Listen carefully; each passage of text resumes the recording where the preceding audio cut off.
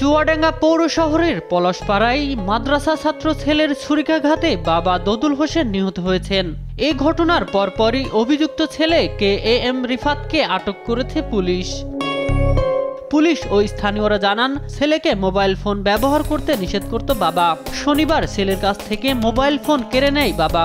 এরই জেরে রাত 8:45টার দিকে নামাজরত বাবা দদুল হোসেনকে পেছন থেকে ছুরিকাঘাত করে মাদ্রাসা ছাত্র ছেলে রিফাত। এলোপাতারি ছুরিকাঘাতে গুরুতর আহত হন দদুল। পরে স্থানীয়দের সহযোগিতায় মুমূর্ষু অবস্থায় তাকে চুয়াডাঙ্গা সদর হাসপাতালে নিলে সেখানে চিকিৎসাধীন অবস্থায় রাত 8:30টার দিকে মৃত্যু হয় তার। মোবাইল নিয়ে গন্ডগোল, ছেলে মোবাইল চাই, বাপ মোবাইল দেয় না।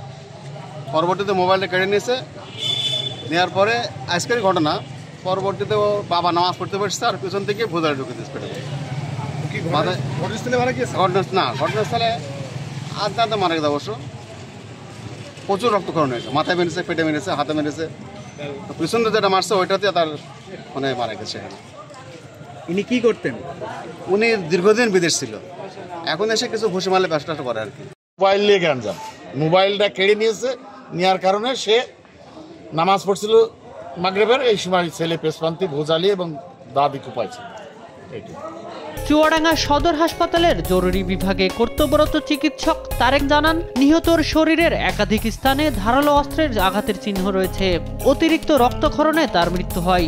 এবং এক্সামিন করে আমরা মাল্টিপল ইনসাইজড উন্ড পাই এবং একটা উন্ড ছিল অনেক বেশি ক্ষত, যেটা ব্যাকে ছিল পিছনের দিকে, যেই জায়গায় কিডনিটা অবস্থিত।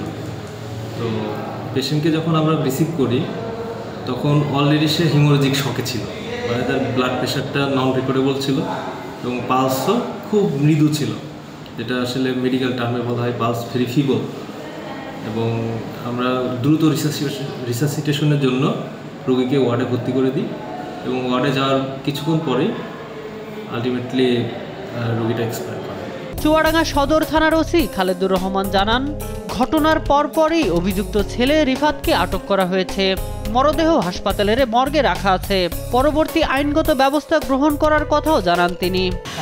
পলাশপাড়ার কাছে KAM রিন্টু, তার ছেলের হাতে নৃশংসভাবে খুন হয়।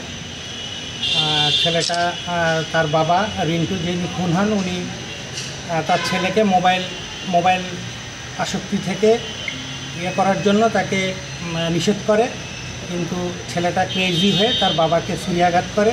পরে তাকে মুমূর্ষু অবস্থায় চুয়াডাঙ্গা সদর হাসপাতালে আনা হয়। সেখানে কর্তব্যরত চিকিৎসক তাকে মৃত ঘোষণা করে।